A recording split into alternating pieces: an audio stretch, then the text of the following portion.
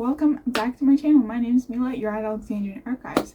Welcome or welcome back. I hope you enjoy your stay if you decide to stick around. Apologies, I'm trying to get oriented here. So today I'm doing a video that I don't do very often, which I feel like is a common theme on this channel. It's like, oh, I'm doing a video that I don't do very often. But the thing is these types of videos are a bit intimidating, also almost a requirement for booktubers, but I don't read enough, I guess, within a specific time limit to be able to do these videos. And I feel like people won't want to watch a 1 month, like one book in a month, read in a month review, like video, because I could just make it a review video. Anyways, so today we're doing my May wrap up. It is the second to last day of May when I'm filming this, and I say this with much enthusiasm and much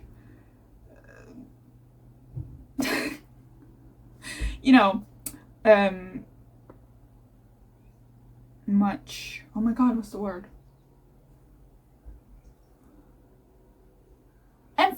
Much emphasis, because tomorrow's the 31st and it's my birthday, and you're getting video tomorrow, but you're going to be watching this in the future, so hello. So today is going to be the May wrap up. I'm going to give you a bunch of stats. We're going to have a fun time, because who doesn't love stats, right? We love stats, even if we don't love maths, right? So I've got my trusty dusty Kobo here, which I use to read all of my books, and there is a piece of hair that is attached to the clips. It was on the floor, so I guess that's my problem. So I've got my Kobo Sage, I've got notes, because we're fancy up here, and I spent $150 on this, so we're gonna get a good use out of it. So here are the fancy schmancy stats. We have so I read 6 books, which totals to 2,093 pages. This is in the ballpark, okay, because the Kobo, I used the Kobo Clara HD before I got this one, so it's smaller, and the ebook numbers are different to the numbers I have on my Kobo, so it's a little bit, it's in the ballpark of 2,093 pages, so take that with a grain of salt.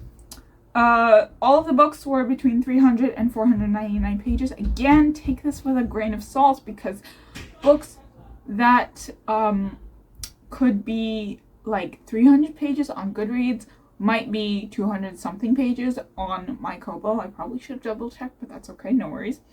All of them are fiction. I read 1 book in print, and the rest of the 6 books, so 5 books, I read as ebooks. 4 of them were arcs, like they were arcs in my NetGalley list, but I only read 2 of them as arcs. The other 2 I read after they were published, so as finished copies, because by that point the arcs would have expired on NetGalley unless there's no archive date.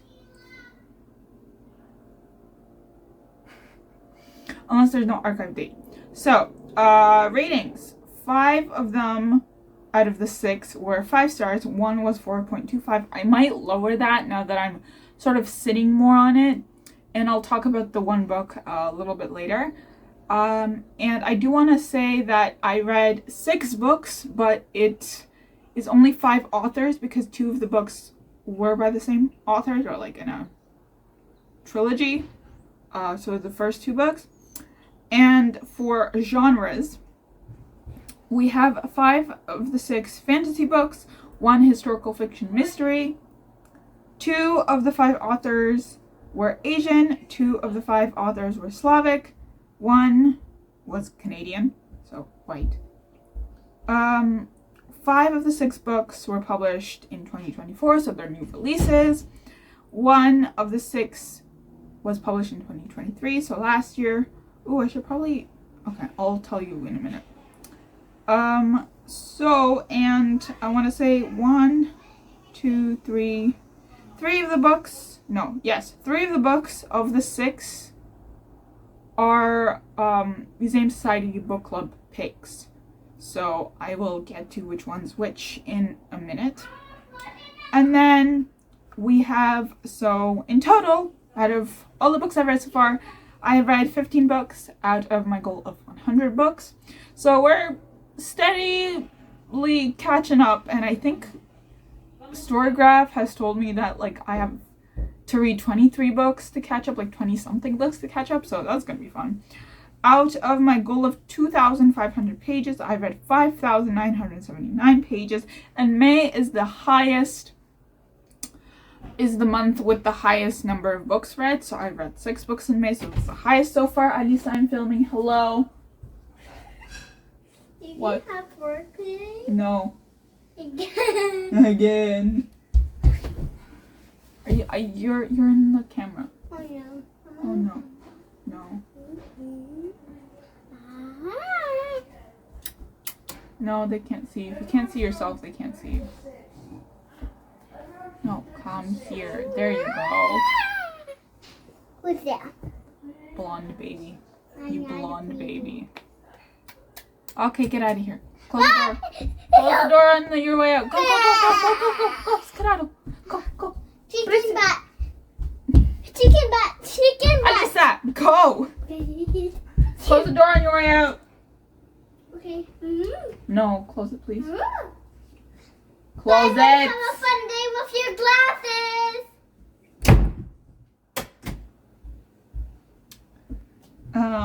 Yeah, so on to the books that I've read. We have Where the Dark Stands Still, which I have a copy of right here. This is the one print book, actually. And I will have an individual book review out. In the next week, I believe, after you're watching this. Full month June is going to be in terms of content. And then we have Emily Wilde's Encyclopedia of Fairies by Heather Fawcett, which is another 5-star, and Where the Dark Stands Still was a 5-star.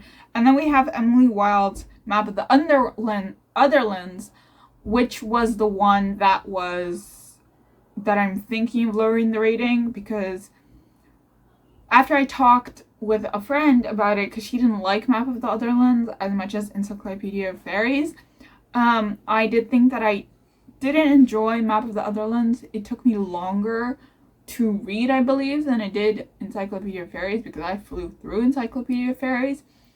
And I think my initial rating was 4.75 or maybe 4.25. I don't remember, but it was definitely not a 5-star.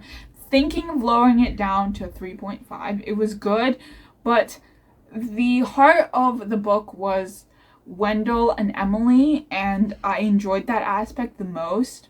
Although I'm not too sure why people keep saying that they're academic rivals, because they're not entirely academic rivals. Wendell is super nice to Emily. Maybe I'm seeing something that maybe I'm not seeing something that others are seeing, so I'm just a little confused. But yeah, and then we have A Crane Among Wolves, which is this one, which I have a book signing vlog for it, so please check that out. I did see the author, and this is my signed copy, and then the publisher sent me another copy when my book tour stop was on the 14th, and they sent it like a week after. Macmillan, get your shit together.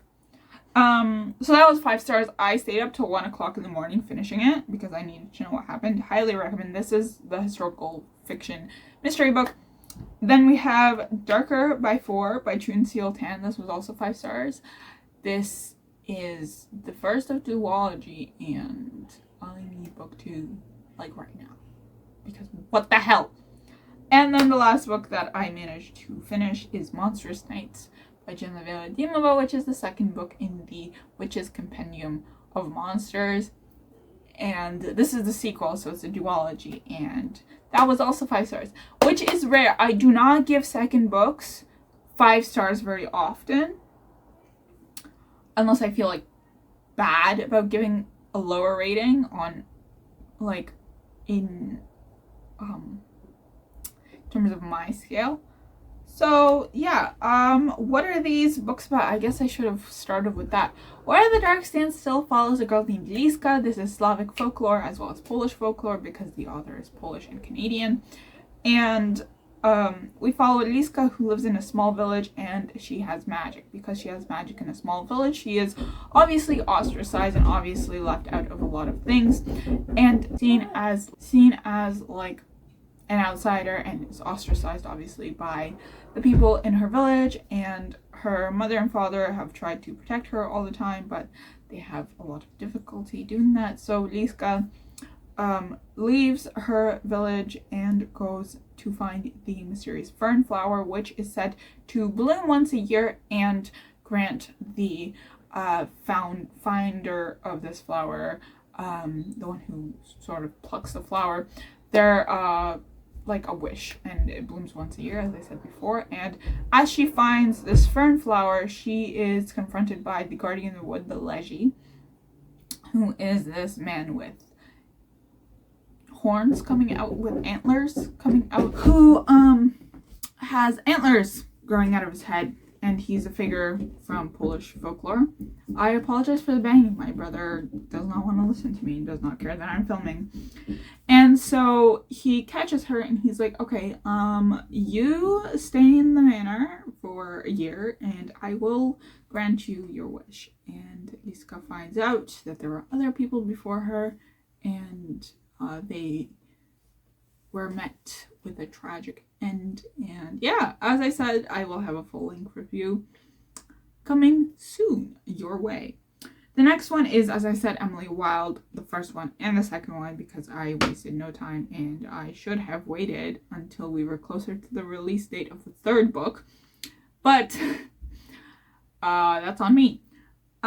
So Emily Wilde follows our girl Emily Wilde. She's a professor of, I think it's called rydology. So she studies the fae and the little folk and all that stuff, the fairy folk. And in the first one, she goes to a very distant village in, I imagine, what is a country in Scandinavia. So it's very cold, it's very distant. There's a ferry that comes every 2 weeks, and that's the only way to get there. And to further study the fae there. And she's met with a lot of trials and tribulations, including when her academic rival, Wendell Bambleby comes to visit with his two assistants. And a bunch of stuff happens, and Emily learns a lot, and it just has this very rare warmth to it in terms of the writing, in terms of the found family aspect. And I feel like that's what I lacked. That's what Emily Wilde's Map of the Underlands lacked, because I feel like we didn't have that same found family aspect in Map of the Underlands, because they go to Germany, I believe it was, to find a famous missing researcher. And I don't want to spoil too much, but I just feel like the second book didn't have as much found family aspects that really felt like found family. There was an attempt at it, but it didn't land very well. And also Wendell was poisoned at the beginning of the book, so it's not entirely a spoiler. So he was very much in and out of it, and I feel like the funnest parts were Emily and Wendell interacting, because there was a lot of like banter, and it was good banter. And yeah, I just felt like there was something missing from Map of the Underlands, and hopefully in the third book we get that magic back. I'm not saying that Map of the Underlands is entirely a bad book, because it's not. I just did enjoy it less than Encyclopedia of Fairies. And yeah, it just didn't feel as homey. It just, even with the introductions of other characters, it just didn't feel the same.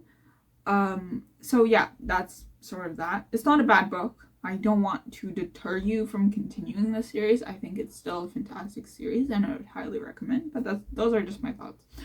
The next one is A Crane Among Wolves. This follows a girl named Isa who lives in, this is set in Joseon Dynasty, Korea, so the last dynasty of Korea before the wars and before the split. And this also is set during the reign of the tyrant King Yongsan, who is awful. Absolutely awful. And he just committed so many atrocities. And I think what the best part of this book isn't just the historical aspect or the mystery aspect, because June-Her nails that in all her other books, but I think the fact that she took such a dark portion of Korean history, she's Korean, so it's her history as well, by extension. She took such a dark part of Korean history, and she didn't shy away from the dark parts, but she did present it in a very accessible way, and I would highly recommend for the historical nerds who are in the YA age range. I think it's a very good start into having a discussion with your teen or preteen if they're a more mature YA reader while being younger. I think it's a really good intro to how we can start discussing things like SA and like just awful crimes that I don't really want to list out in YA books, because teenagers aren't stupid, and if handled properly, they will become better adults, right? So I think that she handled this very, very well. It is a very sensitive time. It is a very sensitive subject matter, and I do want to encourage everyone to read the list of trigger warnings, because there's quite an extensive list, and while none of it is entirely on page, at least the most awful ones, you do hear about it, and that might still be triggering. So I definitely recommend, but do be wary of the list of trigger warnings. And anyways, Isa is a young girl. She is very pampered. She's very high up in society. And her sister was taken by King Yongsan, and she decided, you know what, screw this, I'm going to the capital, I'm getting my sister back. And there she meets Prince Daehyun, who is the half-brother of King Yongsan. By the way, King Yongsan didn't have a half-brother named Daehyun. This is a made-up prince. But, so Isa and Daehyun managed to team up, which is where the sort of enemies to lovers thing comes in, where they're actually enemies. And I think this had all the charm of a June-Her novel, because she really pulls you in so fast, and it's just like bam, bam, bam, bam, bam, bam, bam, and you don't know which way to look, and it's so good, and it will keep you up very late, so be wary of that. The next one I read is Darker by 4 by June C.L. Tan. This is another June author. If I had a nickel for every time an author with a J name, broke my heart into pieces, I'd have 3 nickels, which isn't a lot, but it's weird that happened 3 times. If I had a nickel for every time I read a book by an author named June that broke my heart into a million pieces, I'd have 2 nickels, which isn't a lot, but it's weird that it's happened twice. Anyways, Darker by 4 follows 3 specific characters. We have Rui, we have Yiran, and we have Nikai. So Rui is a exorcist, sort of, I think is the word. She's a student, and they have magic, right? Yiran is part of a family of exorcists, but he doesn't have magic. And Nikai is the assistant to the 4th king of hell. So there's 10 levels of hell, so there are 10 kings, and the 4th one is like the king of the underworld. So he's the death god, because in Chinese 4 is related to death, because it sounds like death, I believe. And there's a lot of superstition about the number 4. So yeah, So Rui and Hiran end up meeting because she gets an amulet and something happens, and basically Rui's magic goes into Hiran, and Nika is sort of like in the background, so he's not too focused on him. It's mainly Rui and Hiran, and I really enjoyed this. I thought it was so fun. I had a blast. I need to know what happens next. Give me the next book. And lastly, we have Monstrous Nights by Genevieve di Mila. I can't say much about this because it is spoilery, because it's the second book, it's a sequel, but I think that this is one of the best sequels and like second books in a duology that I've ever read. I think that the author was like up here already and she just like continued. Like there's no dips, you know, she just, if anything, she went higher. Like my expectations as a second book, my expectations weren't particularly high, but from author, my expectations were high, and those both expectations were met and even surpassed. I don't know if that makes sense, but yeah. So that is it for this video. I made it way too long. I hope you enjoyed this video. I don't do wrap-ups very often, but that's life. I hope you enjoyed, and I will see